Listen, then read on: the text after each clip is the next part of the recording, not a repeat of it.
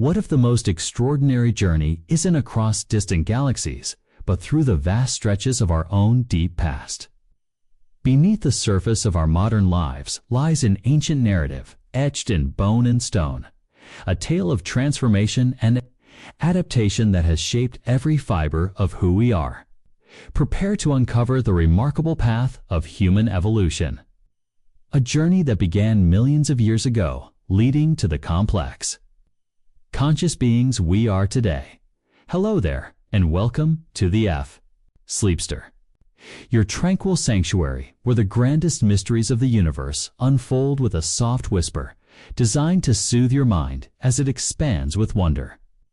Here in this cozy corner of curiosity, we gently explore the intricate tapestry of existence, inviting you to settle in, perhaps nestled under a warm blanket with your device propped just so, allowing your thoughts to drift peacefully towards understanding and perhaps towards a restful sleep.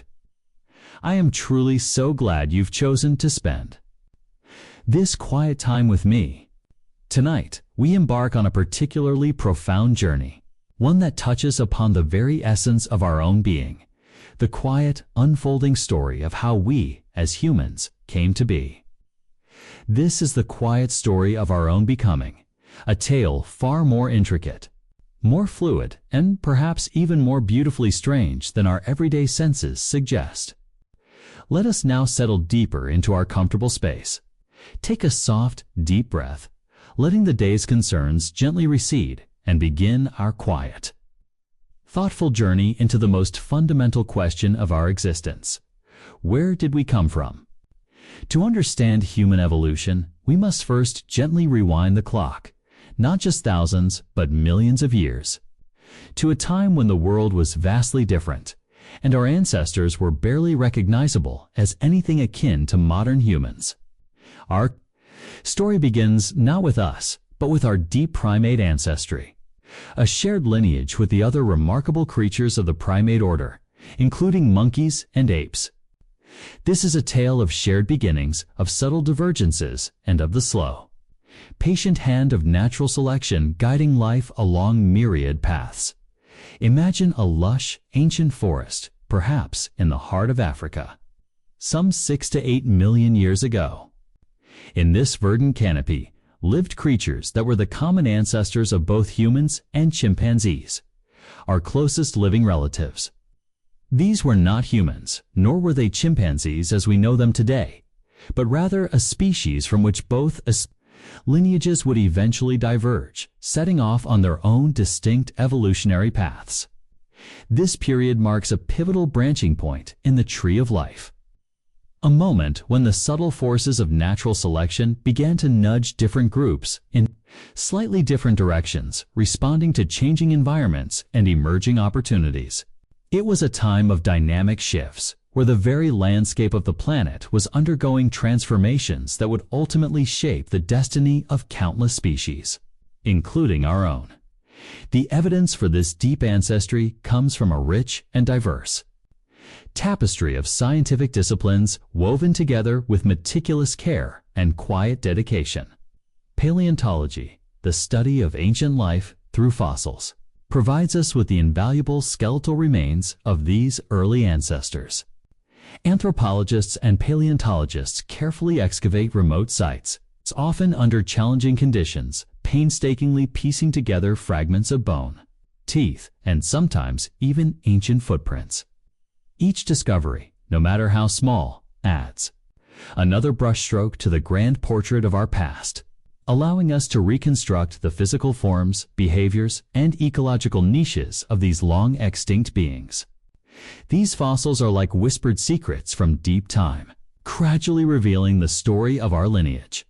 Genetic studies, a more recent but equally powerful tool, offer compelling insights into our shared evolutionary history by comparing the DNA of humans and other primates.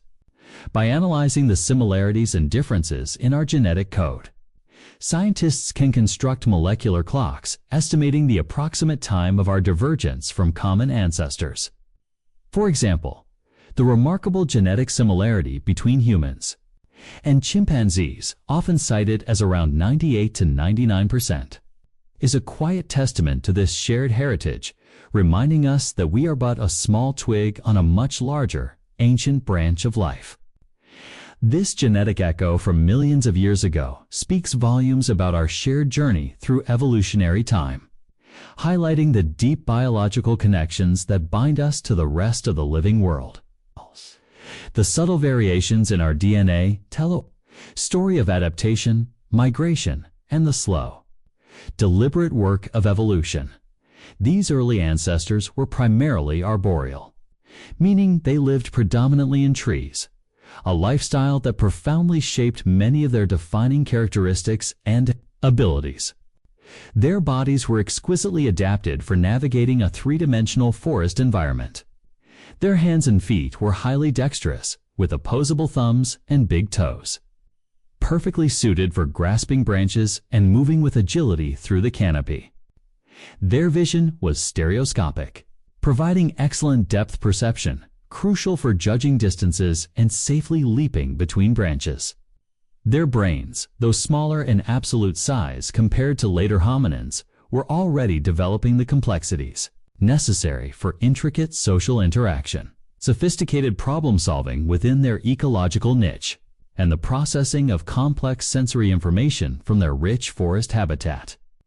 They were agile, intelligent, and highly social creatures, traits that would continue to evolve and define the primate lineage, eventually leading to the unique cognitive abilities we possess today.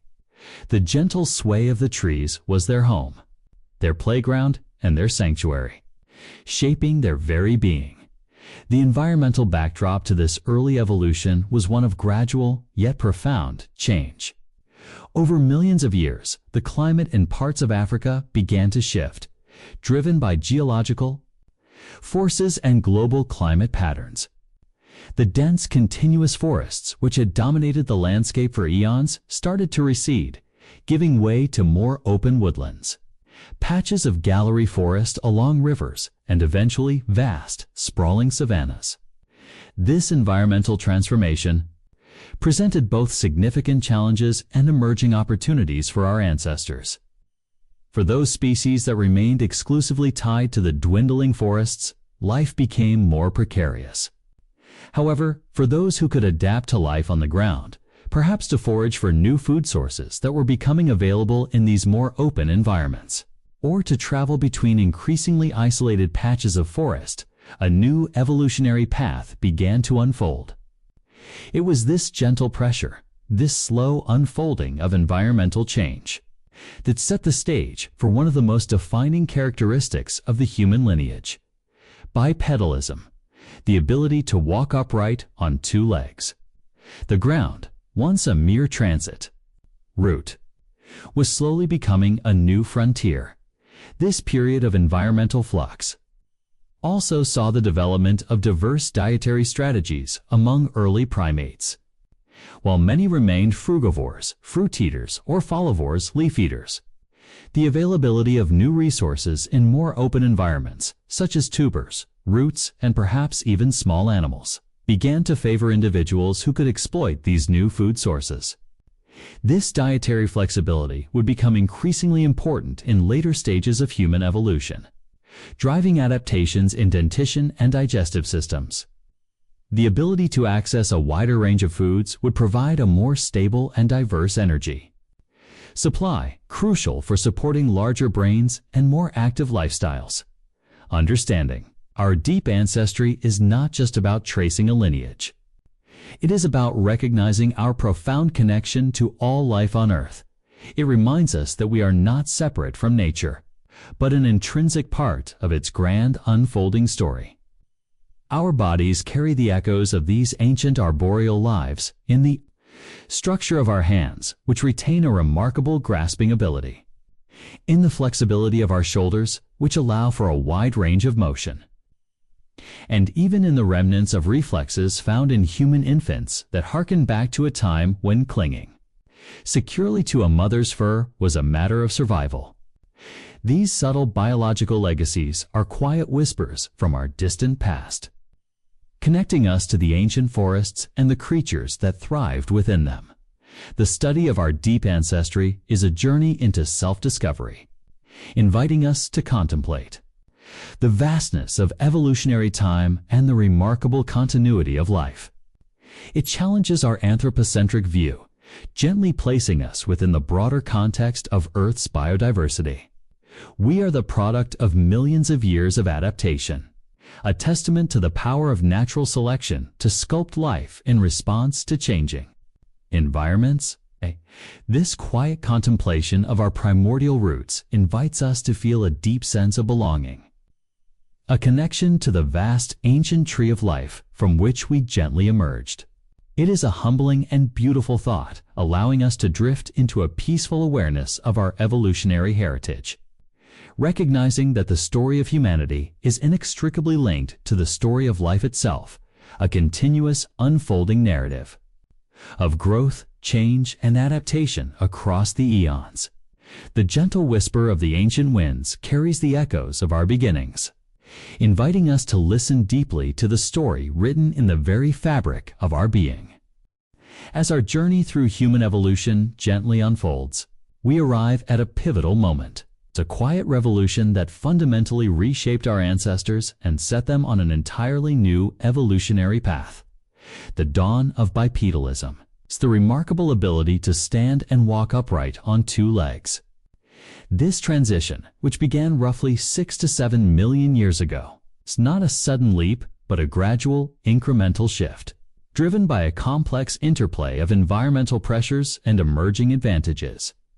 It represents one of the most defining characteristics of the hominin lineage, distinguishing us from all other primates and marking the true beginning of our unique human story.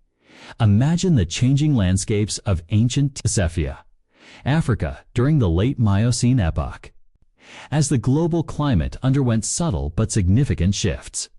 The dense, continuous forests that had long been the primary habitat for our ape-like ancestors began to fragment and recede. In their place, more open woodlands emerged, interspersed with vast, sprawling savannas. This environmental transformation presented both new challenges and new opportunities for survival. For those who remained exclusively tied to the dwindling forest patches, life became more precarious. However, for those who could adapt to life on the ground, perhaps to forage for new food sources that were becoming available in these more open environments, or to travel efficiently between increasingly isolated patches of forest, a new evolutionary path began to unfold. It was this gentle pressure, this slow unfolding of environmental change, that set the stage for the profound anatomical and behavioral adaptations associated with bipedalism. The earliest whispers of this upright stance come from fragmentary fossil finds dating back to this crucial period. Discoveries such as Sahelanthropus chidensis, found in Chad and dated to approximately 7 to 6 million years ago, show features in the skull, particularly the position of the foramen magnum, the opening at the base of the skull where the spinal cord connects, that suggest the head was balanced directly on top of an upright spine. Similarly, Orantuganensis, discovered in Kenya and dated to about 6 million years ago, includes a femur thigh bone that exhibits characteristics consistent with bipedal locomotion. A few million years later, Ardipithecus ramidus, dating to about 4.4 million years ago from Ethiopia, provides more extensive evidence, including a pelvis and foot bones that indicate habitual, though perhaps not fully modern, upright walking, combined with adaptations for tree climbing. These early hominins were likely facultative bipeds, meaning they could walk on two legs but also spent significant time in trees. A transitional phase reflecting the evolving environment. Why did our ancestors begin to stand tall? This question has long captivated scientists, and several compelling hypotheses gently guide our understanding, each offering a piece of the complex puzzle. One prominent theory, often termed the savanna hypothesis, suggests that as forests shrank and grasslands expanded, walking upright became advantageous for traversing these more open environments. Standing tall would allow early hominins to see over tall grasses, providing an elevated vantage point to spot predators, locate distant food sources, or identify other members of their group. This improved visibility would have been a significant survival advantage in a landscape where cover was scarce. Another compelling hypothesis focuses on energy efficiency. Studies comparing the energetics of bipedal walking with knuckle walking, the primary mode of terrestrial locomotion for chimpanzees and gorillas, have shown that walking upright can be significantly more energy efficient for long-distance travel. As food resources became more widely dispersed in the fragmented habitats, the ability to cover greater distances with less energy expenditure would have been a profound advantage. This efficiency would have freed up valuable energy that could then be allocated to other vital activities, such as brain development, reproduction, or immune function, contributing to overall fitness. The gentle rhythm of efficient walking allowed for broader foraging ranges and greater access to sustenance. Furthermore, bipedalism profoundly influenced thermoregulation. In the hot equatorial sun of Africa, standing upright exposes less of the body's surface area to direct solar radiation during the hottest parts of the day, especially when the sun is directly overhead. This reduces heat absorption while simultaneously allowing more of the body to be exposed to cooling breezes, aiding in heat dissipation. This ability to regulate body temperature more effectively would have been crucial for sustained activity during the day, reducing the need for shade and expanding the hours available for foraging. Perhaps one of the most significant advantages of bipedalism was the liberation of the hands. While early bipedalism was likely still accompanied by some tree climbing abilities, the increasing reliance on upright walking meant the hands were no longer primarily needed for locomotion. This freeing of the hands opened up entirely new possibilities for interaction with the environment. It allowed our ancestors to carry food, water, or infants more easily, which would have been crucial for provisioning their group, transporting resources back to a central location, or caring for vulnerable offspring in more exposed environments. This carrying capacity facilitated group cohesion and the sharing of resources, potentially strengthening social bonds. Crucially, the freed hands also enabled the development of tool use and manipulation. While early tools were simple, perhaps just unmodified stones used for cracking nuts or accessing marrow from bones, the ability to precisely manipulate objects, carry them for later use, and eventually modify them into more effective implements, was a foundational step towards the complex technologies that would define later human evolution. The fine motor control and dexterity of the human hand, which would continue to evolve, are direct legacies of this early shift to bipedalism. The quiet act of grasping and shaping a stone was the first whisper of human ingenuity. The anatomical changes required for this transition to bipedalism were profound and gradual, transforming the entire skeletal structure from head to toe. The pelvis underwent a dramatic reshaping, becoming shorter and broader, more bowl-shaped. This provided a stable base for the upper body, supporting the internal organs and allowing for the attachment of powerful gluteal muscles that are essential for maintaining balance and propelling the body forward during upright walking. In contrast, the long, narrow pelvis of quadrupedal apes is adapted for muscle attachments that swing the hind limbs backward for propulsion. The femur thigh bone evolved a distinct angle, known as the bicondylar angle or valgus angle. This angle places the knees directly under the body's center of gravity, allowing the weight to be efficiently transferred through the leg during the single leg support phase of walking.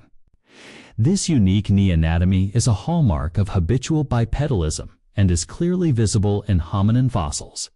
The feet underwent a significant transformation, evolving from grasping appendages similar to hands with an opposable big toe to rigid platforms, specifically adapted for propulsion. The big toe aligned with the other toes, losing its grasping ability but becoming crucial for pushing off the ground. The development of arches in the foot, longitudinal and transverse arches, acted as shock absorbers, distributing weight and making walking more efficient and less jarring. The quiet resilience of the human foot, absorbing countless steps, is a marvel of engineering. The spine developed a series of characteristic S-shaped curves, cervical, thoracic, and lumbar curves. These curves act as a flexible spring and shock absorber, balancing the weight of the head and upper body directly over the hips and feet. In contrast, quadrupedal apes have a C-shaped spine. This spinal curvature is essential for maintaining an upright posture with minimal muscular effort, allowing for sustained bipedal locomotion. Even the skull underwent subtle but important changes. The foramen magnum, the opening at the base of the skull through which the spinal cord passes, shifted to a more central and anterior position. This allows the head to balance directly on top of the upright spine, rather than needing large neck muscles to hold it forward, as is the case in quadrupeds. This change is a strong indicator of habitual bipedalism in fossil remains. Asterisk. This transition to bipedalism was not without its trade-offs. While it conferred numerous advantages, it also introduced new anatomical vulnerabilities. Walking upright placed unprecedented stresses on the lower back, hips, and knees, contributing to common musculoskeletal issues such as lower back pain, knee problems, and arthritis in modern humans. It also narrowed the birth canal, creating challenges for childbirth, especially as hominin brains began to grow larger in later evolutionary stages. This obstetrical dilemma, the conflict between the need for a narrow pelvis for efficient bipedalism and a wide birth canal for a large-brained infant, is a unique challenge in human evolution, leading to relatively prolonged and difficult births compared to other primates. Yet, the advantages clearly outweighed these costs.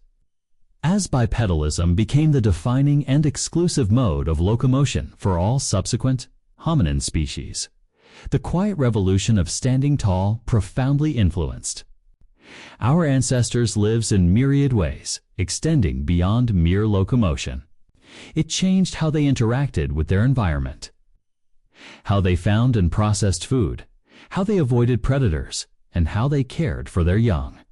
It was a fundamental shift that opened the door to new behaviors and capabilities, laying the groundwork for the development of complex tool use, the expansion of the brain, and ultimately, the emergence of our own species, Homo sapiens.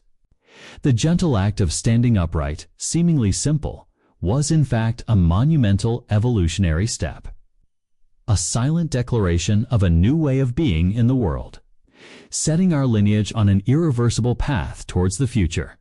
The development of bipedalism also likely influenced social structures. With hands free to carry food, individuals could bring resources back to a central location, potentially fostering greater cooperation and food sharing within a group. This could have strengthened social bonds and contributed to the development of more complex social behaviors. The ability to carry infants while moving also meant that mothers could be more mobile, potentially reducing the interbirth interval and increasing reproductive success, a crucial factor in evolutionary terms as we contemplate this ancient transformation. We can feel the echoes of those first upright steps, a profound connection to the very beginnings of our human journey.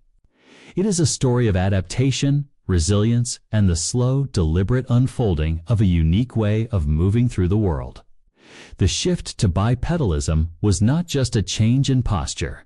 It was a reimagining of our place on the planet, a silent, powerful step towards becoming human.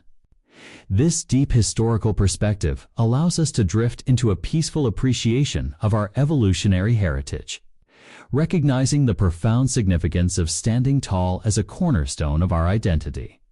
Asterisk. As our human story continues its gentle unfolding, we arrive at another transformative chapter, one that truly ignites the spark of ingenuity and sets our lineage on an accelerated path of cognitive and cultural development. the intertwined mastery of tool use, the taming of fire, and the remarkable expansion of the hominin brain. These three elements did not evolve in isolation, but influenced and reinforced one another in a profound feedback loop, catalyzing an unprecedented increase in cognitive complexity and behavioral flexibility that would ultimately define the genus Homo and lead to the emergence of our own species. Let us first gently consider the dawn of tool use, a hallmark of early human ingenuity. While other animals, such as chimpanzees, use simple tools like sticks to extract termites or stones to crack nuts, the systematic manufacture and modification of tools, and their reliance on them for survival, became a defining characteristic of our ancestors. The earliest widely accepted evidence of stone tool manufacture dates back approximately 3.3 million years ago, predating the emergence of the genus Homo.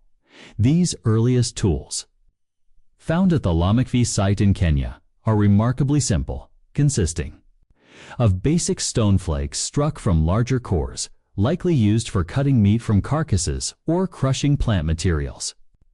This old Dowan tool industry, named after Olduvai Gorge in Tanzania, where many early examples were found, represents a fundamental cognitive leap: the ability to conceptualize a tool, select appropriate raw materials, and then intentionally modify them to serve a specific purpose.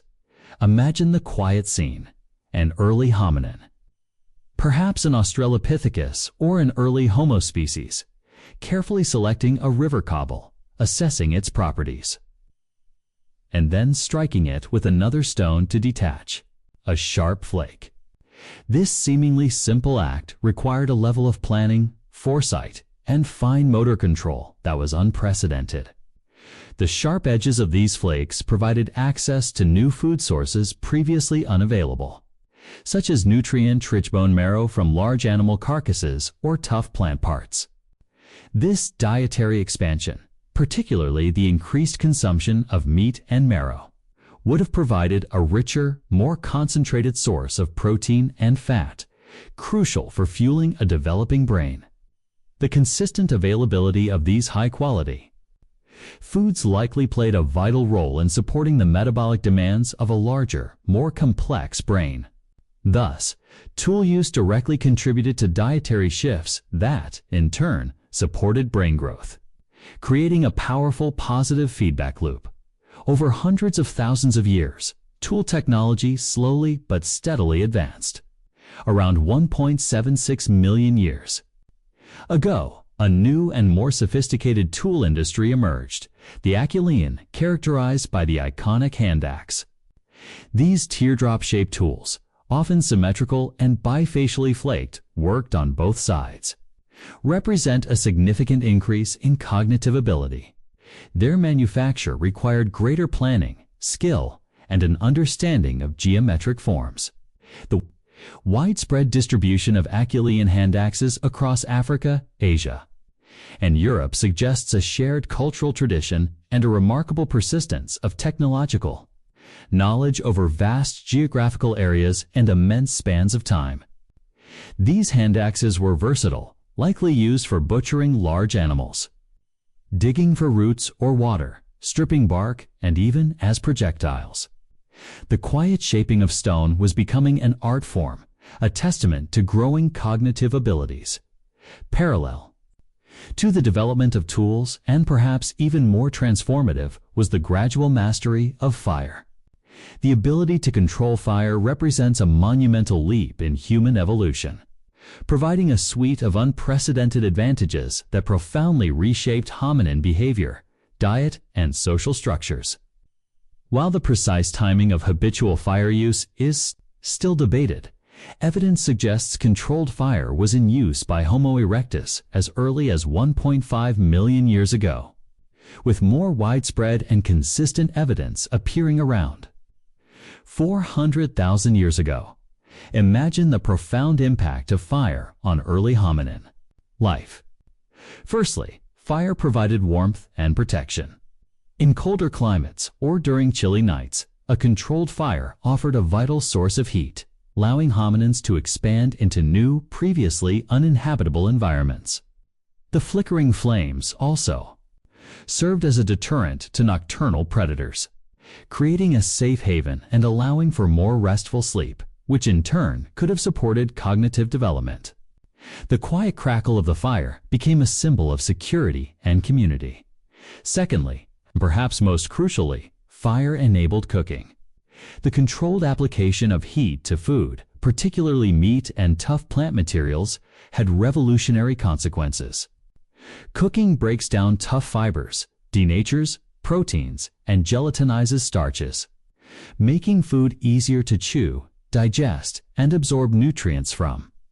This predigestion outside the body meant that hominins could extract more calories and nutrients from their diet with less digestive effort. This reduced the energy expenditure required for digestion, freeing up metabolic resources that could be redirected towards other metabolically expensive organs. Most notably, the brain. Cooked food also reduced the risk of parasitic infections and made food last longer, improving food security. The gentle aroma of cooked food would have drawn groups together. The impact of cooking on brain evolution is a compelling hypothesis. A larger brain is metabolically very expensive, consuming a disproportionately high amount of the body's energy. By making food more calorically dense and digestible, cooking provided the sustained energy surplus necessary to fuel the rapid growth and increasing complexity of the hominin brain. It allowed for the reduction in the size of the gut and teeth, as less effort was needed for chewing and digestion, further freeing up energy.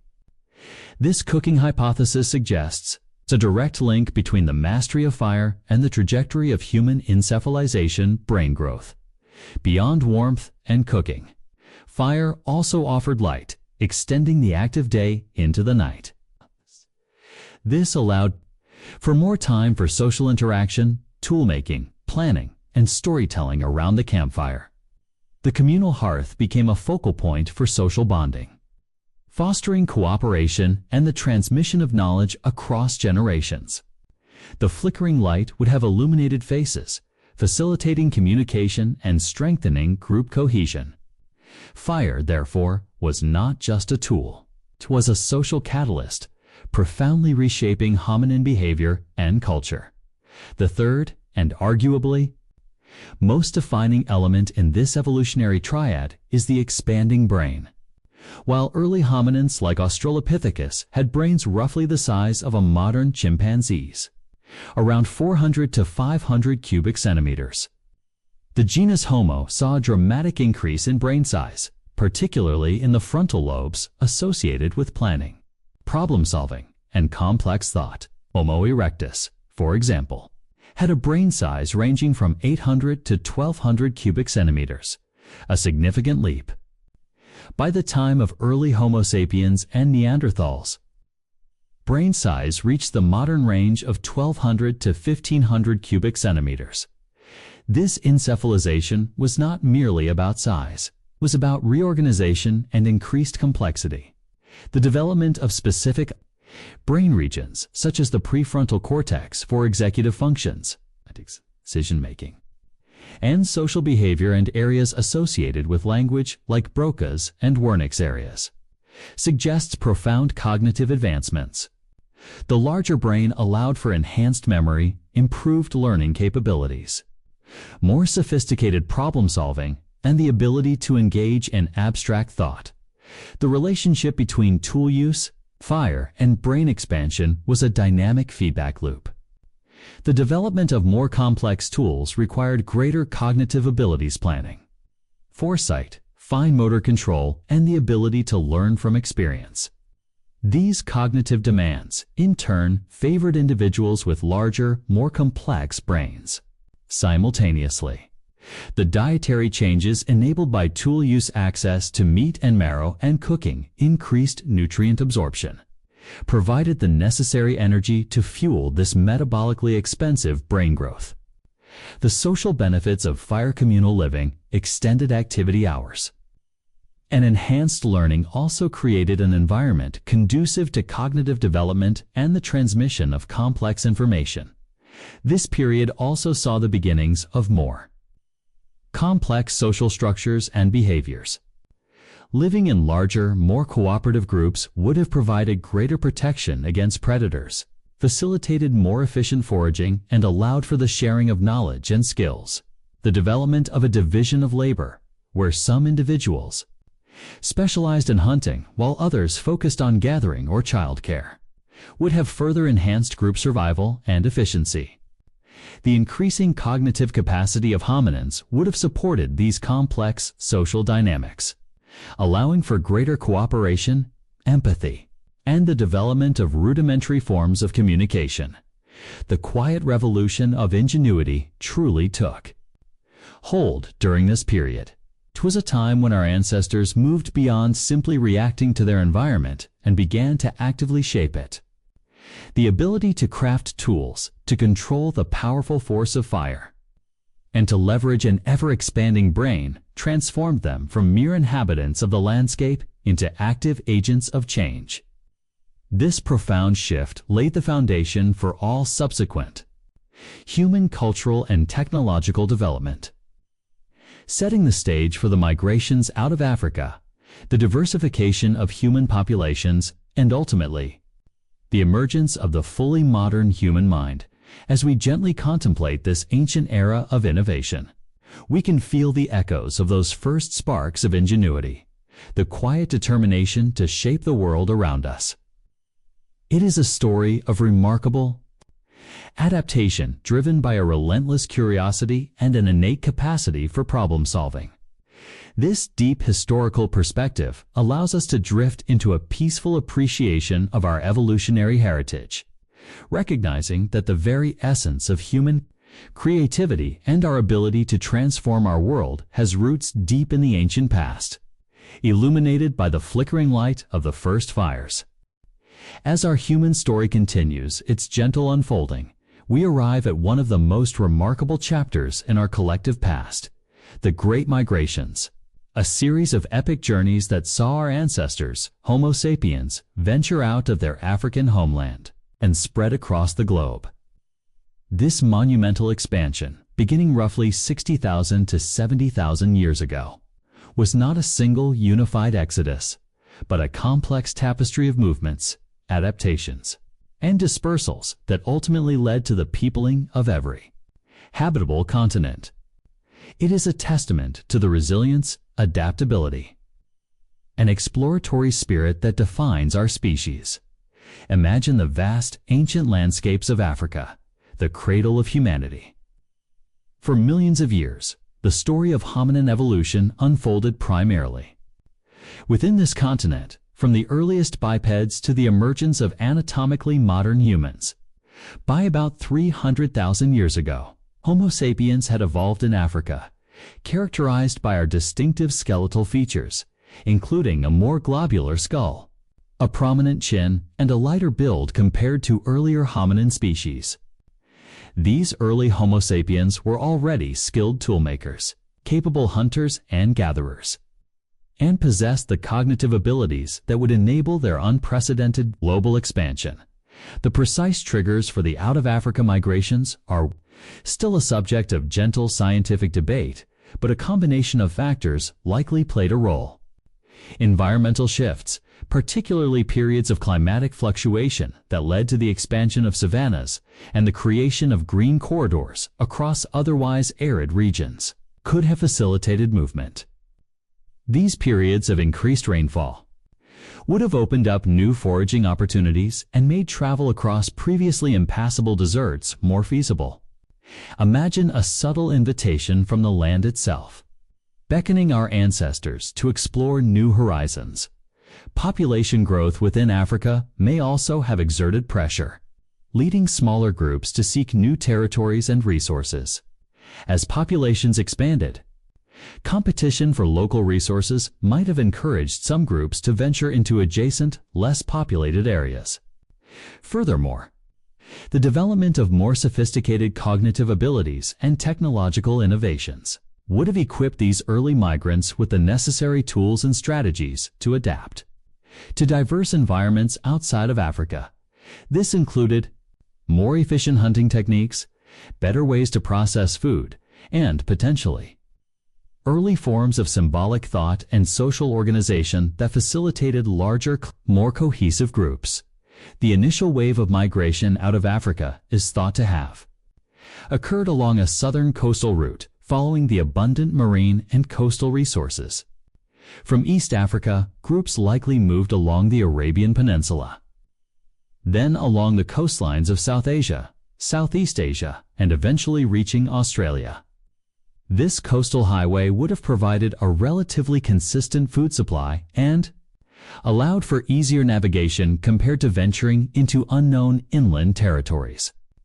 Evidence for this early dispersal comes from archaeological sites in places like Julaparam in India, which contains stone tools similar to those found in Africa dating back around 74,000 years ago, and the remarkably early arrival of humans in Australia by at least 65,000 years ago, requiring significant sea crossings.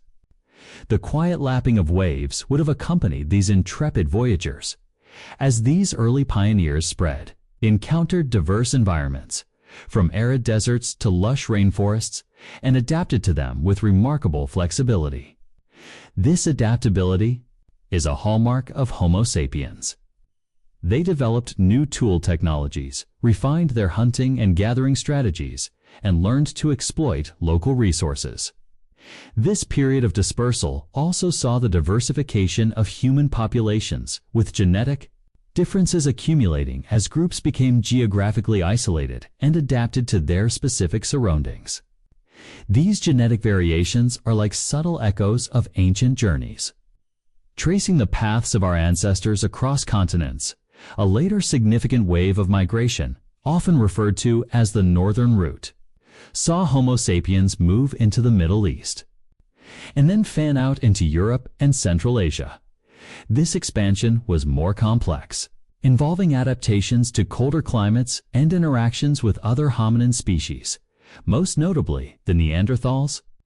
Evidence suggests that Homo sapiens arrived in Europe around 45,000 to 40,000 years ago, gradually replacing or interbreeding with Neanderthal populations. The precise nature of the interaction between Homo sapiens and Neanderthals is still a subject of ongoing research and gentle debate. But genetic evidence indicates that some interbreeding did occur, leaving a small but significant genetic legacy of Neanderthal DNA in non-African modern human populations.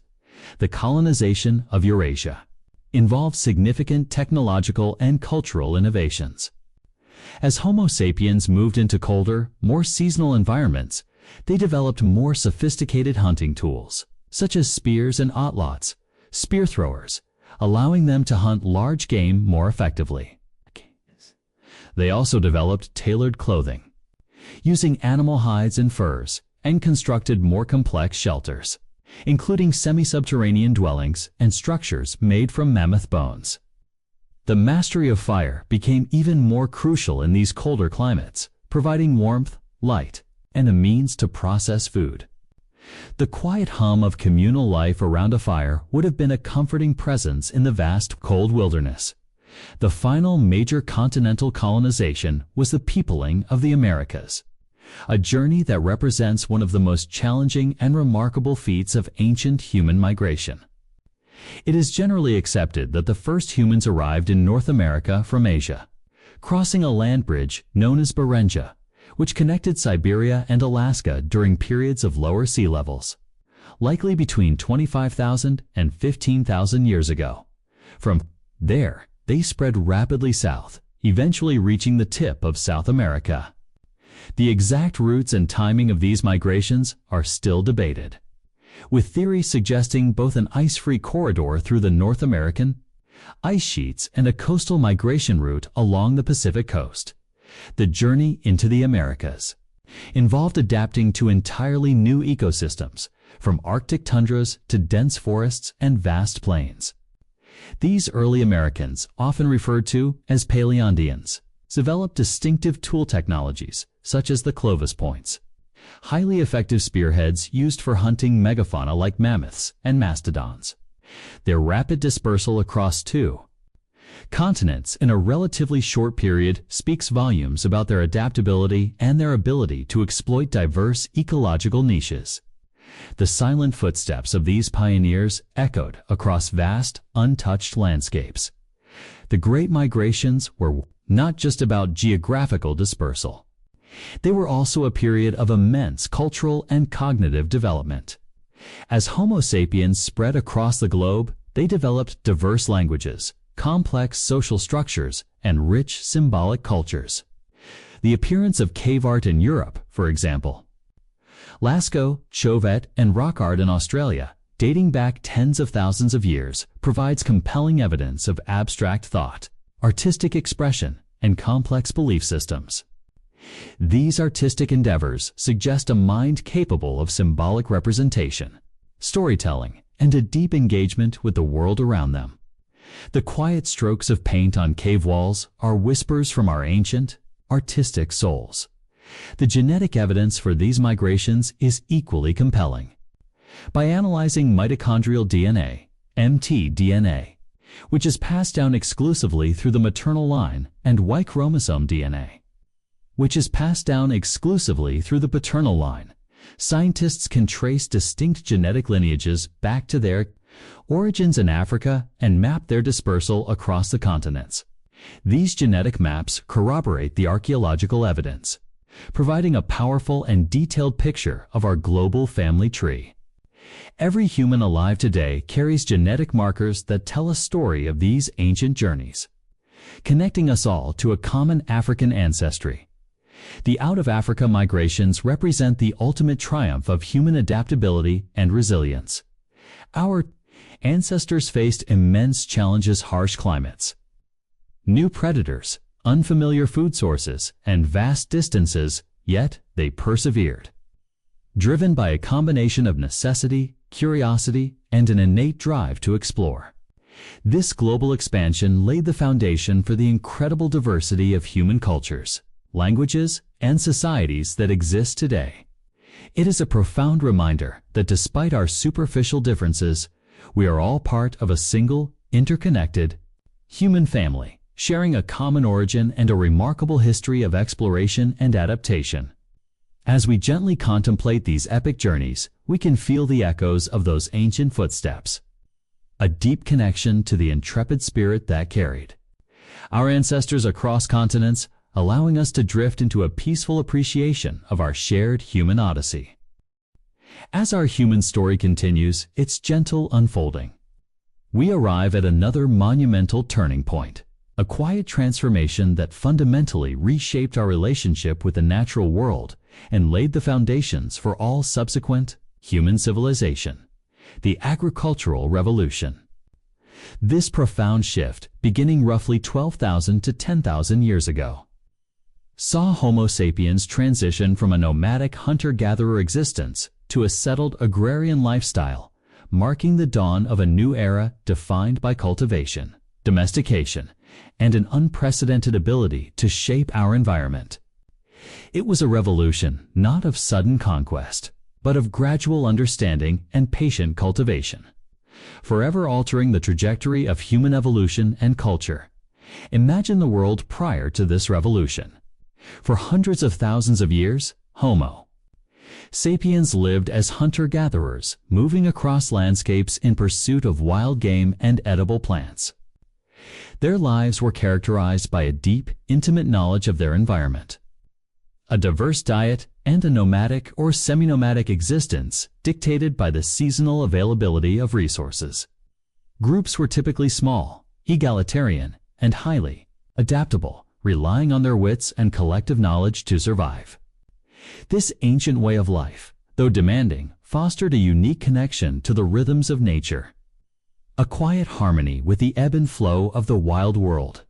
The agricultural revolution, sometimes referred to as the Neolithic Revolution, was not a singular event, but a series of independent developments that occurred in various parts of the world.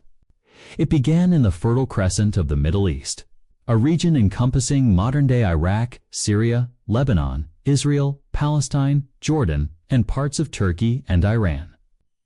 Here, around 10,000 BCE, early farmers began to domesticate wild grasses like wheat and barley, along with animals such as goats, sheep, and pigs. Soon after, other centers of domestication emerged: rice cultivation in East Asia, maize and beans in Mesoamerica, potatoes in the Andes, and sorghum and millet in Africa. This independent emergence across continents speaks to a shared human capacity for innovation and adaptation, driven by similar environmental pressures and opportunities. Why did this profound shift occur?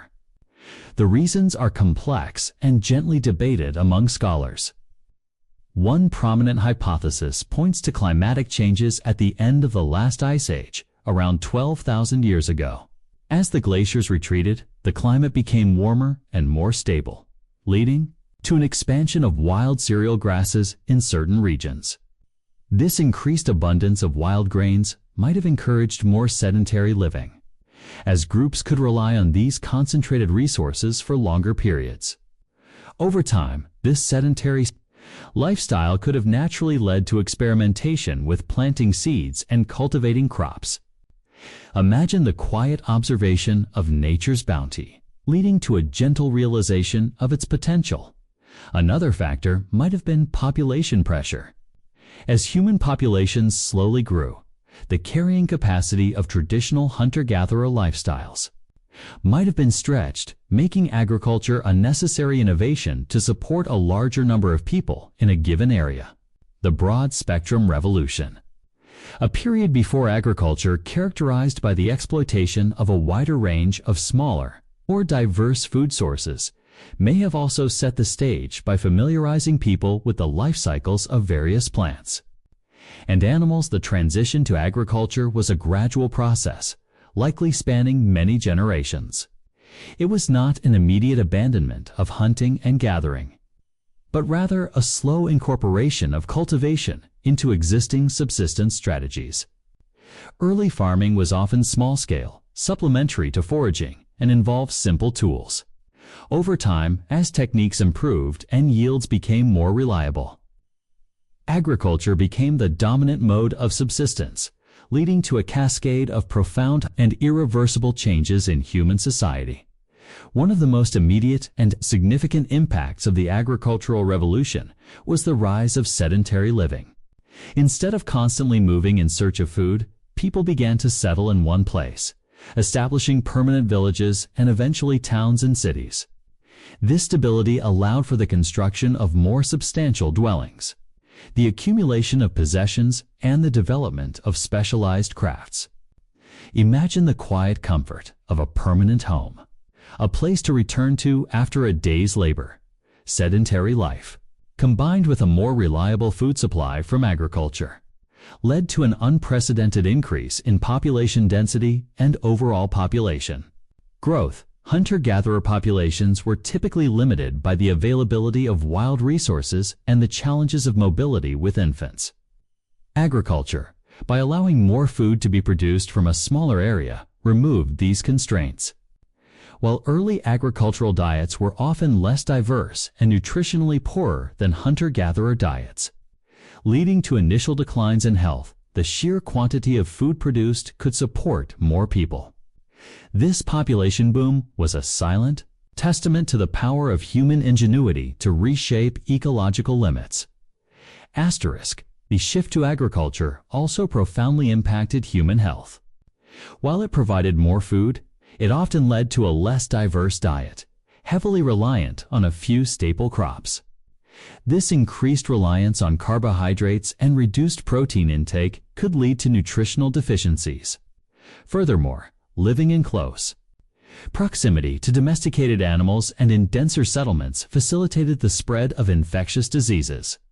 Zoonotic diseases, transmitted from animals to humans, became more common, and diseases like measles, smallpox, and influenza, which thrive in dense populations, emerged as major killers.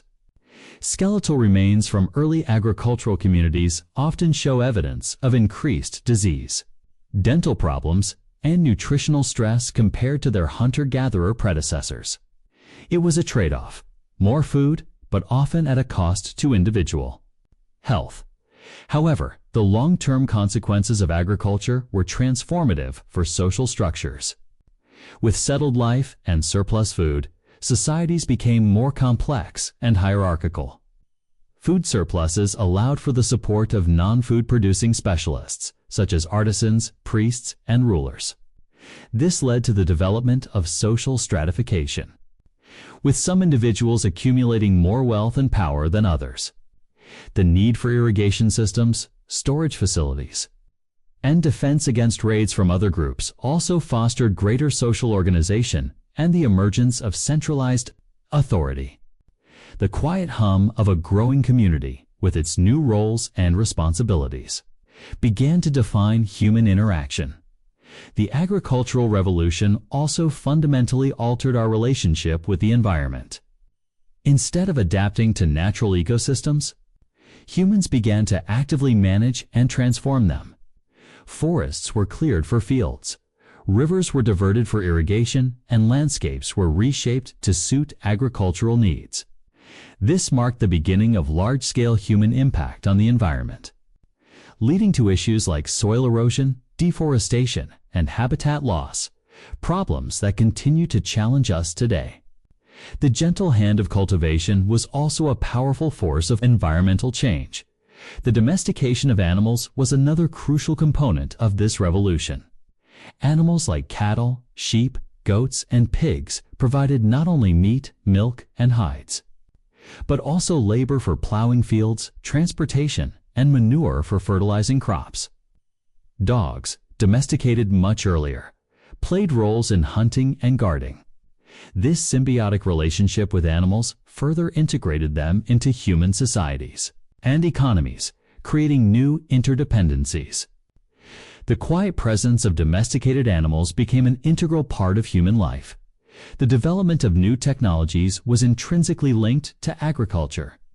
Innovations like the plow, irrigation techniques, pottery for storage and cooking, and eventually metallurgy for more durable tools all emerged or were refined during this period.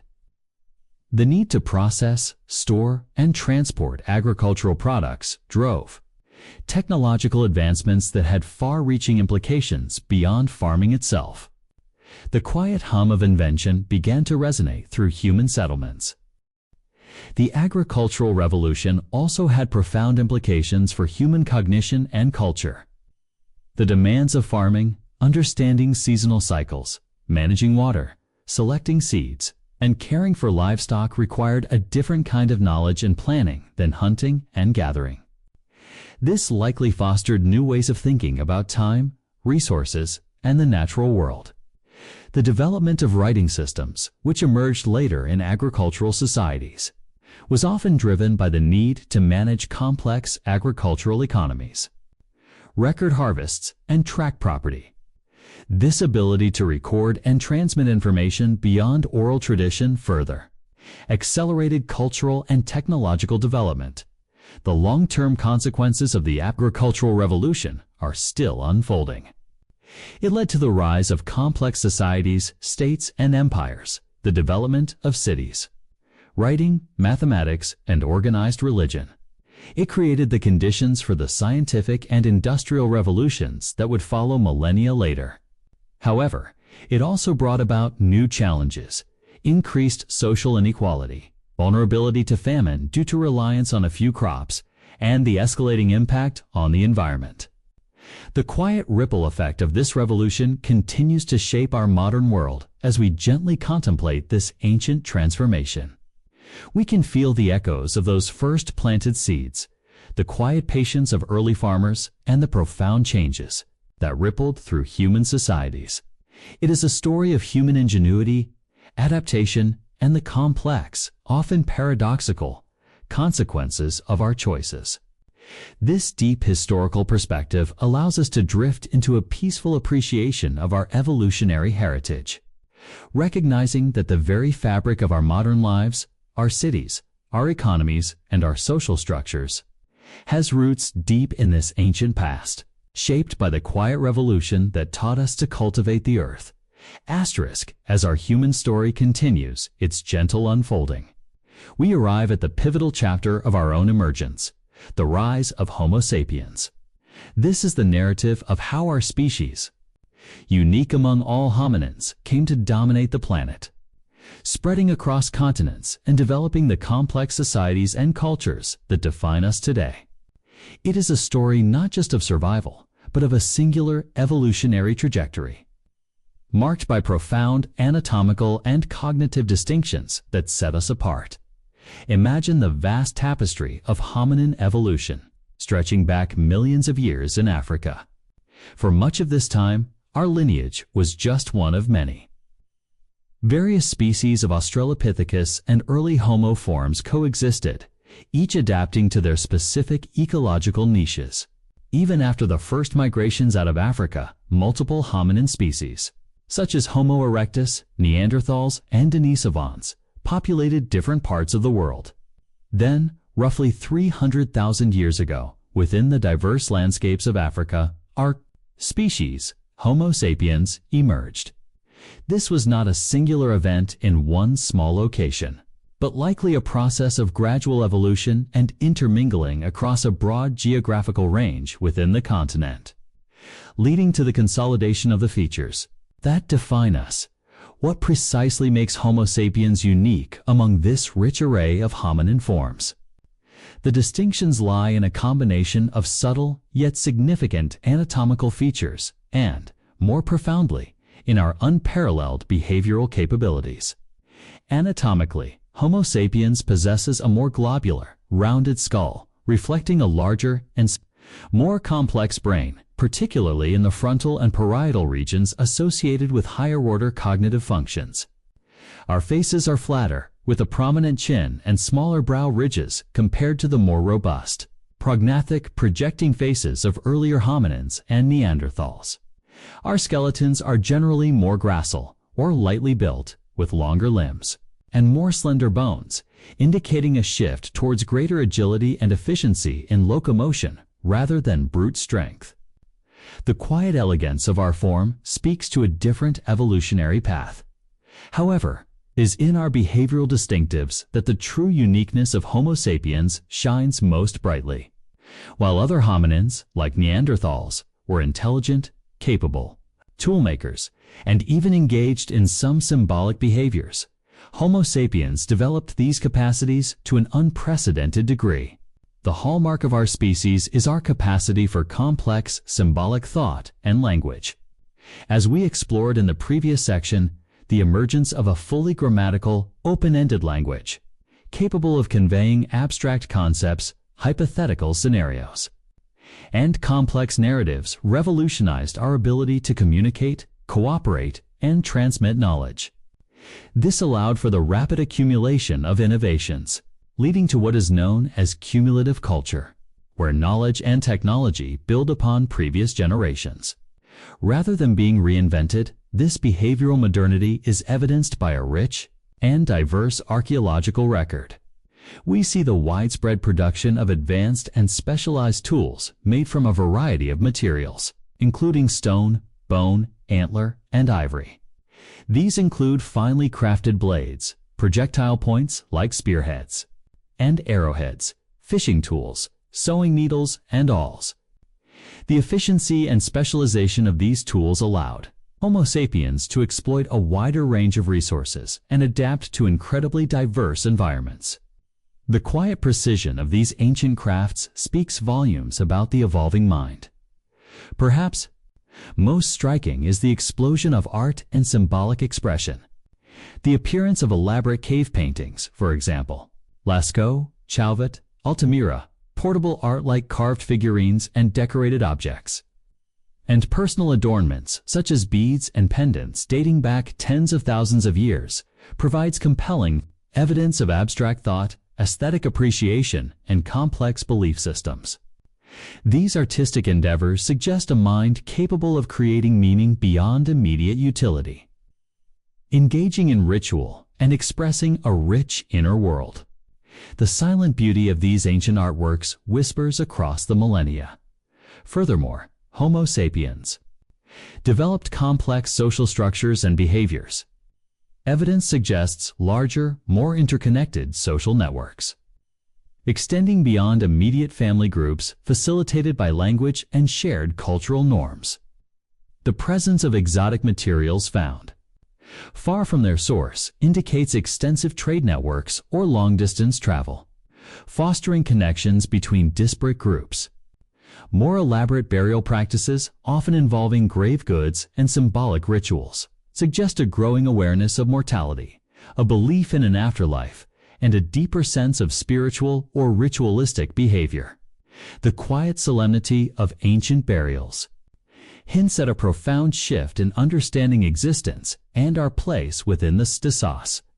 Within the concept of behavioral modernity and its timing has been a subject of gentle debate among paleoanthropologists. Some scholars propose a human revolution or great leap forward, suggesting a relatively sudden emergence of these complex behaviors around 50,000 to 40,000 years ago, perhaps triggered by a genetic mutation that enabled full language capabilities. This view often points to the explosion of art and technology in Europe during the Upper Paleolithic as evidence. However, an alternative and increasingly supported perspective suggests a more gradual accumulation of these behavioral traits, with evidence for symbolic thought and complex tools appearing much earlier in Africa. Discoveries of shell beads, ochre processing, sophisticated tools in African sites dating back over 100,000 years, and even up to 300,000 years, challenge the idea of a sudden European-centric revolution. This African origins of behavioral modernity hypothesis suggests that the cognitive foundations for modern human behavior were laid much earlier and developed incrementally within Africa, perhaps in response to fluctuating environmental conditions that favored adaptability and innovation. The apparent explosion in Europe might simply reflect better preservation conditions, or more intensive archaeological investigation in that region.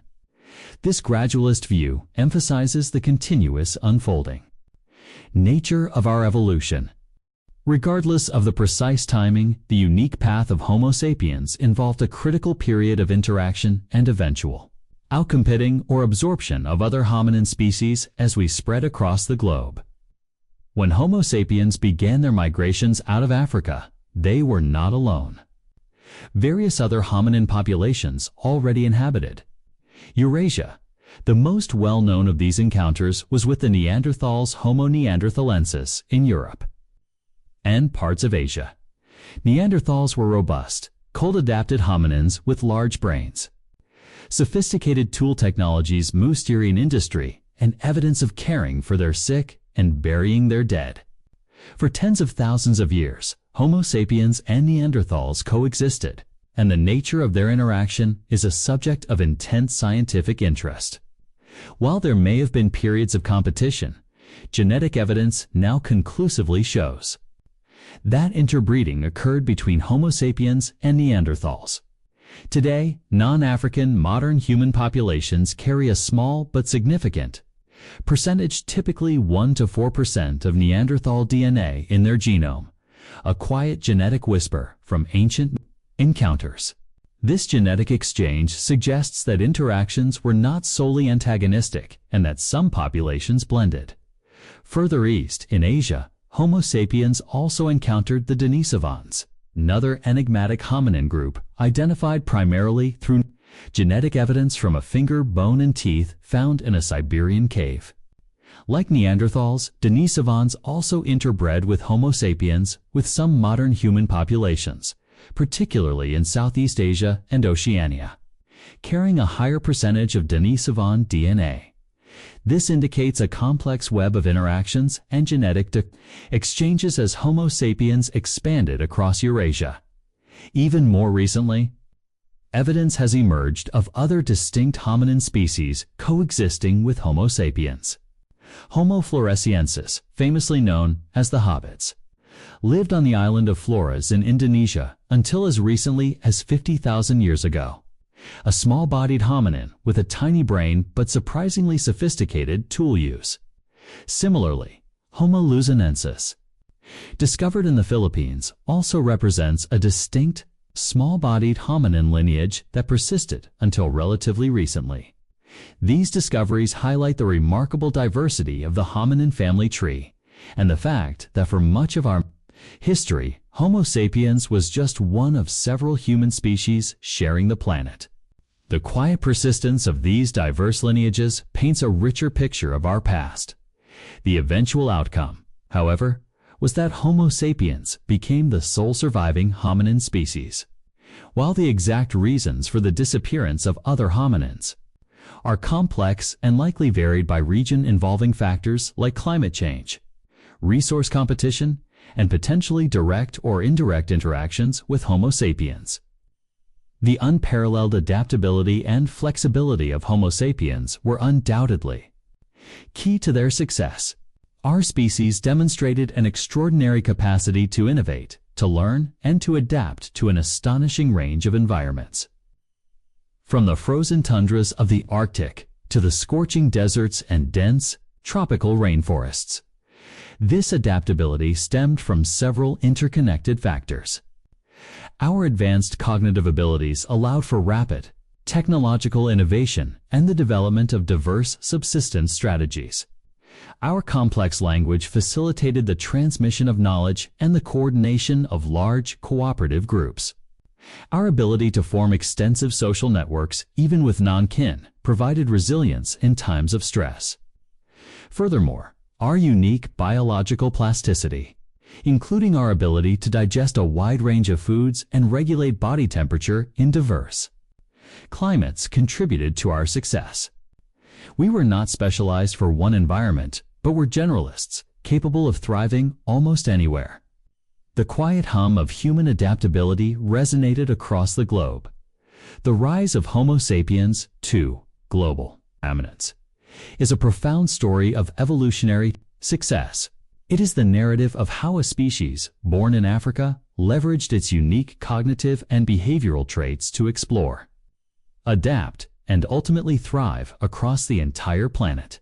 This journey culminated in Homo sapiens becoming the only surviving hominin species, a solitary branch on a once diverse family tree. This singular status has profound implications for our understanding of ourselves and our responsibility towards the planet.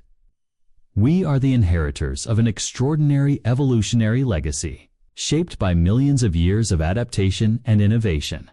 As we gently contemplate this unique path, we can feel the echoes of those ancient migrations, the quiet power of our ancestors' ingenuity, and the profound journey that led to our singular existence. It is a story of resilience, innovation, and the quiet unfolding of a destiny that would reshape the very face of the earth. This deep historical perspective allows us to drift into a peaceful appreciation of our evolutionary heritage, recognizing that the very essence of human adaptability and our unique place on this planet has roots deep in this ancient past, illuminated by the quiet triumph of Homo sapiens. As our human story continues its gentle unfolding, we arrive at a truly transformative epoch, quiet yet profound shift that irrevocably altered the course of human existence and laid the very foundations for the complex societies we inhabit. Today, the agricultural revolution. This period, commencing approximately 12,000 to 10,000 years ago, witnessed Homo sapiens gradually transition from a nomadic existence, reliant on hunting and gathering wild resources, to a settled, agrarian way of life. It was a revolution born not of sudden conquest, but of patient observation, subtle experimentation, and a growing understanding of the natural world, forever reshaping our relationship with the land, with other species, and ultimately, with ourselves. Imagine the world as it was for hundreds of thousands of years before this revolution.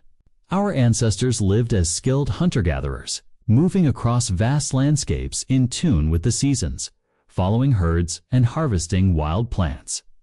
Their lives were characterized by an intimate encyclopedic knowledge of their local environment, a diverse and often nutritionally rich diet, and a flexible social structure adapted to mobility. Groups were typically small, decisions were often made communally. And material possessions were minimal, designed for portability. This ancient way of life, though demanding and subject to the whims of nature, fostered a unique connection to the rhythms of the earth, a quiet harmony with the ebb and flow of the wild world. The agricultural revolution, often synonymous with the Neolithic Revolution, was not a singular uniform event, but rather a mosaic of independent developments that emerged in various centers of origin across the globe. The earliest and perhaps best understood origin point is the Fertile Crescent in the Middle East, a crescent-shaped region encompassing parts of modern-day Iraq, Syria, Lebanon, Israel, Palestine, Jordan, and sections of Turkey and Iran. Here, around 10,000 BCE, early farmers began the process of domesticating wild grasses such as emmer wheat and einkorn barley, along with animals like goats, sheep, and pigs. This was a gradual process of coevolution, where humans subtly influenced the genetic makeup of these species through selective breeding, favoring traits beneficial for cultivation or domestication. Soon after, other distinct centers of domestication emerged, each with its own unique suite of crops and animals. In East Asia, particularly along the Yangtze River, rice cultivation began, alongside the domestication of pigs and chickens. In Mesoamerica, the cultivation of maize, corn, beans, and squash formed the agricultural bedrock, with turkeys as a key domesticated animal. In the Andes Mountains of South America, potatoes and quinoa were domesticated alongside llamas and alpacas. In sub-Saharan Africa, crops like sorghum, millet, and yams were cultivated. This independent emergence of agriculture across diverse continents speaks to a shared human capacity for innovation, driven by similar environmental pressures, population dynamics, and the inherent human drive to secure resources. Why did this profound shift occur after millennia of successful hunting and gathering? The reasons are complex and continue to be gently debated among scholars, likely involving a confluence of factors rather than a single cause. One prominent hypothesis points to climatic changes at the end of the last ice age, around 12,000 years ago.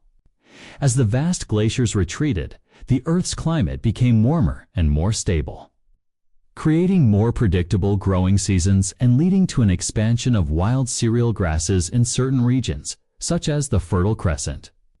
This increased abundance of naturally occurring, easily harvestable wild grains might have encouraged more sedentary living, as groups could rely on these concentrated resources for longer periods without needing to move constantly.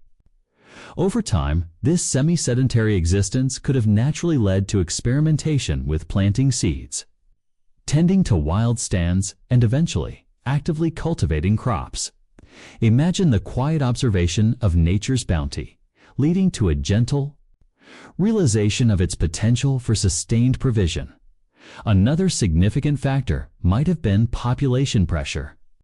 While hunter-gatherer populations were generally stable and adapted to their environments, a slow, long-term increase in human numbers might have eventually stretched the carrying capacity of traditional foraging lifestyles in certain regions. Agriculture, by allowing more food to be produced from a smaller area, offered a solution to support a larger number of people in a given territory. The broad-spectrum revolution, a period preceding agriculture characterized by the exploitation of a wider range of smaller, more diverse food sources like fish, shellfish, birds, and small mammals, may have also inadvertently set the stage. By familiarizing people with the life cycles of various plants and animals, and developing technologies for processing small seeds and grains, the transition to agriculture was a gradual process, likely spanning many generations rather than an immediate, conscious decision. It was not an abrupt abandonment of hunting and gathering, but rather a slow incorporation of cultivation into existing subsistence strategies. Early farming was often small-scale, supplementary to foraging, and involved simple tools like digging sticks and sickles. As techniques improved and yields became more reliable and predictable, agriculture gradually became the dominant mode of subsistence, leading to a cascade of profound and irreversible changes in human society, economy, and ecology. One of the most immediate and far-reaching impacts of the agricultural revolution was the rise of sedentary living. Instead of constantly moving in search of food, people began to settle in one place, establishing permanent villages and eventually leading to the development of towns and cities. This newfound stability allowed for the construction of more substantial and durable dwellings, the accumulation of material possessions that were too heavy or numerous for a nomadic lifestyle, and the development of specialized crafts that required fixed workshops. Imagine the quiet comfort of a permanent home, a place to return to after a day's labor, a place to build a lasting community. Sedentary life combined with a more reliable, albeit often less diverse, food supply from agriculture led to an unprecedented increase in population density and overall population growth. Hunter-gatherer populations were typically limited by the availability of wild resources and the practical challenges of mobility, especially with infants and young children. Agriculture, by allowing more food to be produced from a smaller area, removed these constraints. While early agricultural diets were often less diverse and nutritionally poorer than hunter-gatherer diets, leading to initial declines in health and stature, the sheer quantity of storable food produced could support a significantly larger number of people. This population boom was a silent testament to the power of human ingenuity to reshape ecological limits. However, the shift to agriculture also profoundly impacted human health, often in ways that were initially detrimental. The increased reliance on a few staple crops like wheat, rice, or maize led to a less diverse diet, which could result in nutritional deficiencies if those staples lacked essential vitamins or amino acids. Skeletal remains from early agricultural communities frequently show evidence of increased rates of anemia, vitamin deficiencies, and dental problems such as cavities and enamel hypoplasias compared to their hunter-gatherer predecessors. Furthermore, living in close proximity to domesticated animals and in denser, more permanent settlements facilitated the rapid spread of infectious diseases, zoonotic diseases transmitted from animals to humans, for example, measles from cattle, influenza from pigs, birds, became more common. Diseases that thrive in dense human populations, like smallpox, tuberculosis, and cholera, emerged as major killers, leading to periods of high mortality. It was a complex trade-off: more food and greater population density, but often at a significant cost to individual health and vulnerability to epidemics. Despite these health challenges, the long-term consequences of agriculture were transformative for social structures. With settled life and the production of surplus food, societies became increasingly complex and hierarchical. Food surpluses could be stored, creating wealth and allowing for the support of non-food producing specialists, such as artisans, potters, weavers, metalworkers, priests, scribes, and eventually, rulers, administrators, and soldiers. This led to the development of social stratification, with some individuals and families accumulating more wealth, power, and status than others. The need for coordinated labor to build irrigation systems, construct large storage facilities, and organize defense against raids from other groups also fostered greater social organization and the emergence of centralized authority, eventually leading to the formation of chiefdoms, states, and empires. The quiet hum of a growing community, with its new roles and responsibilities, began to define human interaction and societal organization. The agricultural revolution also fundamentally altered our relationship with the environment. Instead of adapting to natural ecosystems as hunter-gatherers did, humans began to actively manage and transform them on an unprecedented scale. Forests were cleared for agricultural fields. Grasslands were converted into pastures for livestock. Rivers were diverted for irrigation, and landscapes were reshaped to suit agricultural needs. This marked the beginning of large-scale human impact on the environment, leading to issues like soil erosion, salinization of irrigated lands, deforestation, habitat loss, and changes in local and regional climates. These environmental challenges, born from the earliest agricultural practices, continue to resonate and challenge us today on a global scale. The gentle hand of cultivation was also a powerful force of environmental change, often with unintended consequences. The domestication of animals was another crucial and intertwined component of this revolution. Animals like cattle, sheep, goats, and pigs were not only sources of meat, milk, and hides, but also provided invaluable labor for plowing fields, transportation, and military endeavors. Their manure served as a vital fertilizer for crops, enriching the soil and increasing yields. Dogs, domesticated much earlier, played roles in hunting, guarding, and herding. This increasingly symbiotic relationship with animals further integrated them into human societies and economies, creating new interdependencies and shaping the very landscapes of human settlement. The quiet presence of domesticated animals became an integral part of human life, transforming both human and animal destinies. The development of new technologies was intrinsically linked to and propelled by agriculture. The need to cultivate land led to the invention and refinement of tools like the plow, which revolutionized soil preparation. Irrigation techniques, from simple ditches to complex canal systems, were developed to bring water to crops in arid regions, allowing agriculture to flourish in previously unsuitable areas. The need to store surplus grains and other foodstuffs led to the widespread adoption of pottery, providing durable, rodent-proof containers. Later, the development of metallurgy, initially for copper and bronze, provided more durable and efficient tools for farming, warfare, and construction. The quiet hum of invention began to resonate through human settlements. Driven by the practical demands of an agrarian life, the agricultural revolution also had profound implications for human cognition and culture. The demands of farming, understanding seasonal cycles, managing water resources, selecting seeds for future planting, and caring for livestock required a different kind of knowledge, planning, and long-term foresight than hunting and gathering. This likely fostered new ways of thinking about time, resources, and the natural world, emphasizing cyclical patterns and the importance of delayed gratification. The development of early forms of record-keeping, and eventually full writing systems, which emerged in the earliest agricultural societies like Sumer in Mesopotamia, was often driven by the need to manage complex agricultural economies, record harvests, track property ownership, and administer large populations.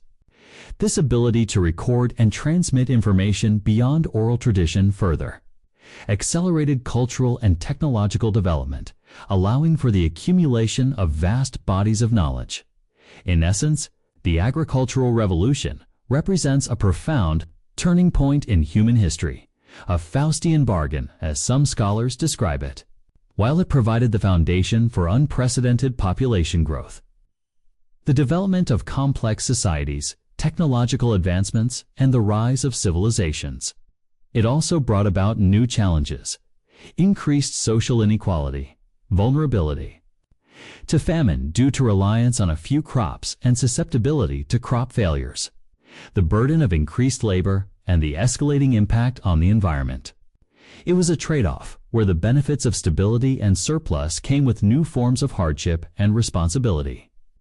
The quiet ripple effect of this revolution continues to shape our modern world, its legacy evident in every field of grain and every city we inhabit. As we gently contemplate this ancient transformation, we can feel the echoes of those first planted seeds, the quiet patience of early farmers, and the profound changes that rippled through human societies, setting us on a path that would lead to unprecedented complexity and global reach. It is a story of human ingenuity, adaptation, and the complex, often paradoxical consequences of our choices.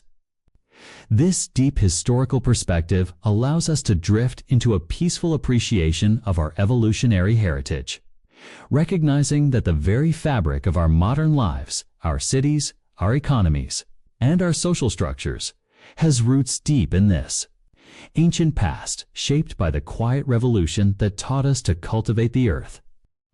As our human story continues its gentle unfolding, we arrive at a chapter that delves into the very essence of what makes us uniquely human, the profound development of culture and society.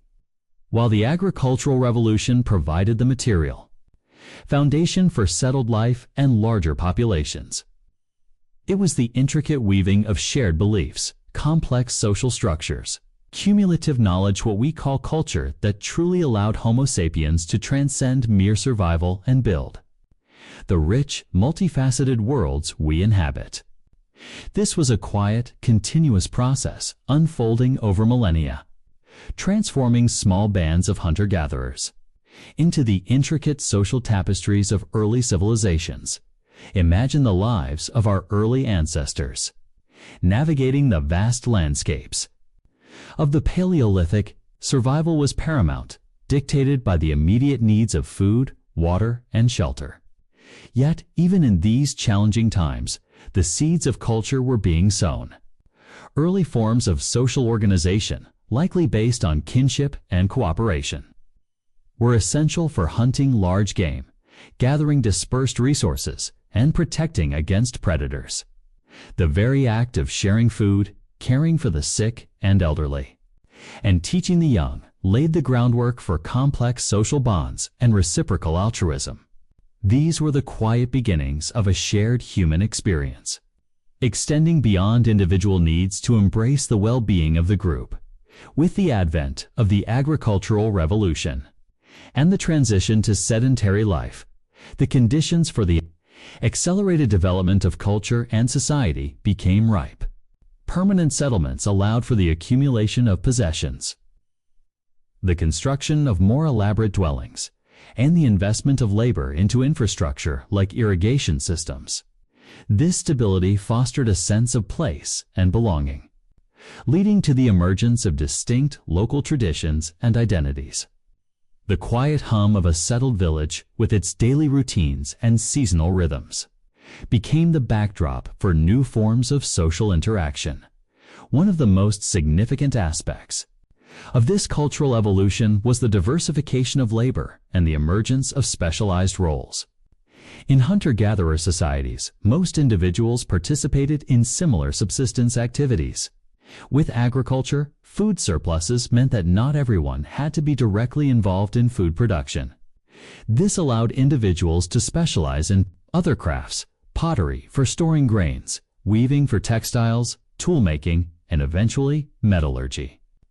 The potter, the weaver, the artisan, the builder each contributed their unique skill to the collective, creating a more efficient and materially richer society. This specialization fostered interdependence, strengthening social bonds and creating a more complex economic system. The quiet, rhythmic sounds of specialized craftwork would have filled the air. This specialization, in turn, led to the development of social stratification and hierarchy. As some individuals or families accumulated more wealth in the form of college, land, livestock, or stored surpluses, or gained prestige through their specialized skills or leadership abilities, societies became less egalitarian. Leaders, elders, and eventually chiefs and kings emerged, taking on roles in organizing communal labor, resolving disputes, and leading defense. Religious specialists, like shamans or priests, also gained prominence, interpreting the natural world and mediating between the human and spiritual realms. This increasing complexity in social organization laid the groundwork for the emergence of social classes and political structures that would define early civilizations. The quiet exercise of authority began to shape the lives of many. The development of governance and law became increasingly necessary to manage larger, more complex populations. As groups grew, informal rules and customs sufficient for small bands gave way to more formalized systems for resolving conflicts, distributing resources, and maintaining order. Early forms of law codes, like the Code of Hammurabi in Mesopotamia, emerged to regulate social interactions, property rights, and justice. These systems provided a framework for stable coexistence, allowing large numbers of people to live together peacefully and productively. The quiet pronouncements of justice would have brought order to burgeoning communities. Religion and ritual also underwent significant transformations. While early hominins likely had spiritual beliefs, the agricultural revolution saw the emergence of more formalized religious systems, often linked to fertility, agricultural cycles, and the power of natural forces. The construction of monumental religious structures like temples and megaliths reflects a collective investment in shared spiritual beliefs and practices. Rituals became more elaborate, serving to reinforce social cohesion, express collective identity, and provide comfort and meaning in the face of life's uncertainties. The quiet reverence for the sacred became a unifying force. Perhaps one of the most profound cultural innovations was the development of writing systems. The demands of managing complex agricultural economies, tracking harvests, recording property ownership, administering taxes, and coordinating labor created a strong impetus for record keeping.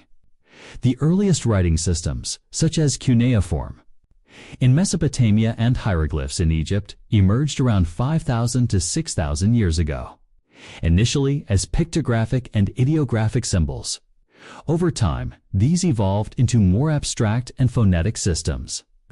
Writing revolutionized the transmission of knowledge, allowing information to be stored, accessed, and disseminated across vast distances and generations, independent of oral tradition. It enabled the development of complex administrative systems, formal education, and the preservation of history, literature, and scientific knowledge.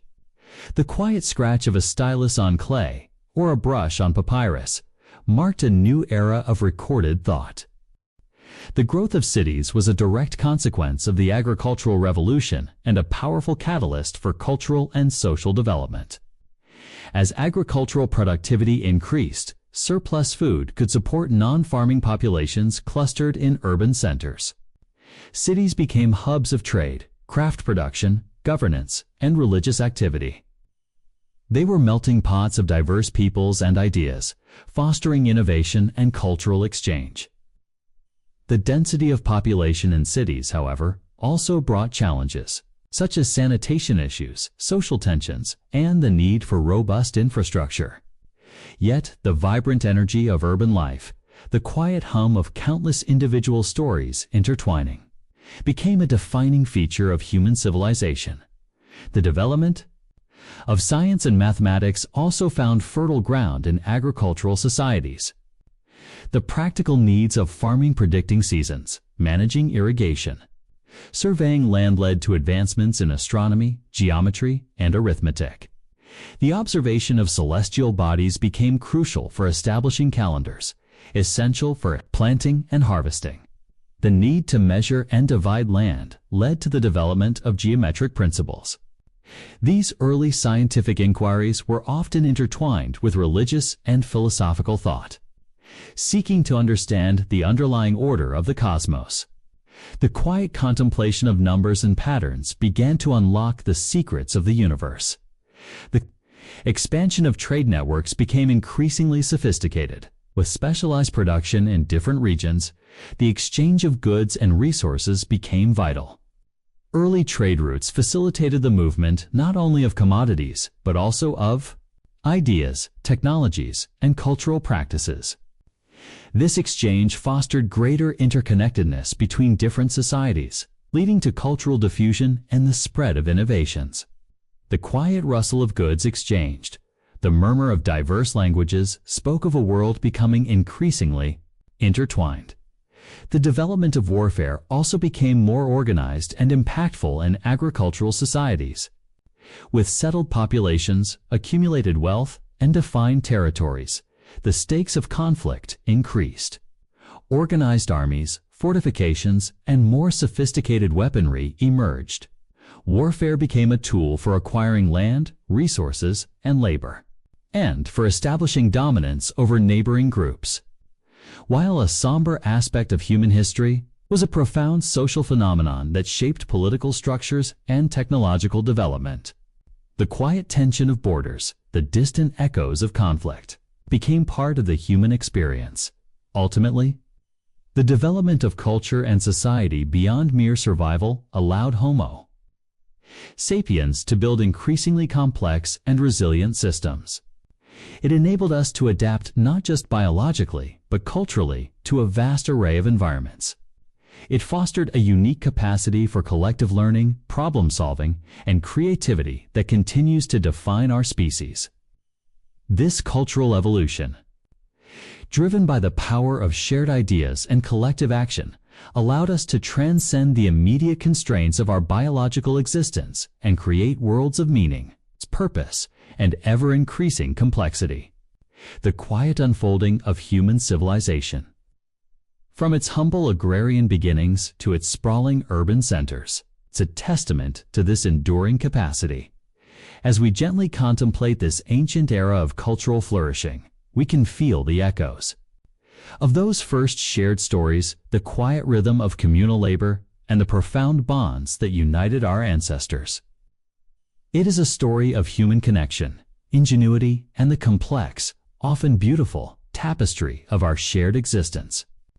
This deep historical perspective allows us to drift into a peaceful appreciation of our evolutionary heritage, recognizing that the very fabric of our social lives, our beliefs, and our collective endeavors has roots deep in this ancient past, woven by the quiet threads of culture and society. The interconnectedness of this cognitive leap is crucial to understand. Language, art, and symbolic thought did not emerge in isolation. They formed a powerful feedback loop, each reinforcing and driving the development of the others. Language provided the means to articulate and transmit symbolic meanings, while symbolic thought enriched language with abstract concepts and metaphors. Art served as a visual and tangible manifestation of these symbolic meanings, communicating complex ideas across time and space. This synergistic relationship enabled an unprecedented level of adaptability and innovation, allowing Homo sapiens to colonize and thrive in virtually every terrestrial environment on Earth. The precise neurological underpinnings for this cognitive leap are still a subject of intense scientific inquiry. While brain size had largely stabilized by this period, it is hypothesized that the internal organization of the brain, particularly the connectivity between different regions, underwent significant changes. Increased neuroplasticity, enhanced working memory, the ability to hold and manipulate information in the mind, and improved executive functions like planning, decision-making, impulse control, and problem-solving are all likely candidates for the underlying cognitive shifts. The development of specific brain circuits supporting language, for example, Broca's and Wernicke's areas. Symbolic representation and complex social cognition would have been crucial. It is not merely about the quantity of brain matter, but the quality of its connections. The intricate wiring that allows for the symphony of modern thought, enabling us to imagine, create, and communicate in ways unique to our species. The quiet hum of neural activity, forming new pathways, would have been the engine of this revolution. The cognitive leap is not without its gentle debates and alternative interpretations. Some researchers argue that the changes were more gradual and continuous, rather than a sudden revolution, with evidence for symbolic behavior and complex tools appearing earlier than previously thought in Africa. Others emphasize the role of environmental pressures, such as resource scarcity or climate fluctuations, or demographic shifts, such as population density, in driving these changes. Regardless of the precise timing or triggers, the archaeological record undeniably shows a dramatic acceleration in human innovation. Cultural complexity and global dispersal during this period setting Homo sapiens apart from all other hominin species and leading directly to the world we recognize today. In essence, the cognitive leap was the moment our species truly became human in the modern sense. It was the spark that ignited our unparalleled capacity for abstract thought, complex language, artistic expression, and cumulative culture. It allowed us to not only adapt to our environment, but to actively shape it, to create meaning, to transmit knowledge across generations in ways no other species had before, and to build increasingly complex societies based on shared understandings. This profound shift laid the foundation for all subsequent human history, from the development of agriculture and the rise of civilizations to the scientific and technological advancements of the modern world. It is the quiet, internal transformation that enabled our external dominance and our unique place on this planet. A testament to the boundless potential of the human mind, as we gently contemplate this ancient era of cognitive awakening. We can feel the echoes of those first abstract thoughts, the quiet murmur of the first complex sentences, and the silent beauty of the first artistic expressions. It is a story of remarkable internal transformation, driven by a relentless curiosity, an innate capacity for problem-solving, and a profound desire for meaning-making.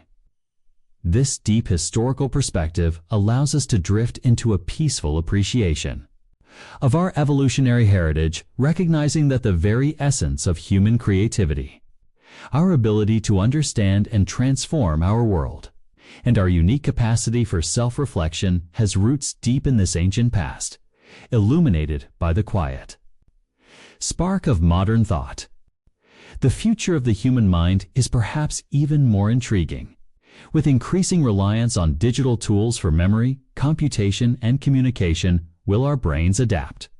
Will certain cognitive abilities be enhanced, while others atrophy? Integration with AI could lead to new forms of intelligence, collective consciousness, or even a blurring of the lines between human and machine cognition. The capacity for learning and adaptation, a hallmark of Homo sapiens, suggests that our minds will continue to evolve in response to these new technological landscapes, perhaps developing new ways of processing information or new forms of creativity. The quiet hum of new thoughts, new connections, will echo in future minds. Ultimately, our future evolution is a continuation of the same grand journey that began millions of years ago. It is a story of constant adaptation, driven by both internal biological processes and external environmental and cultural forces.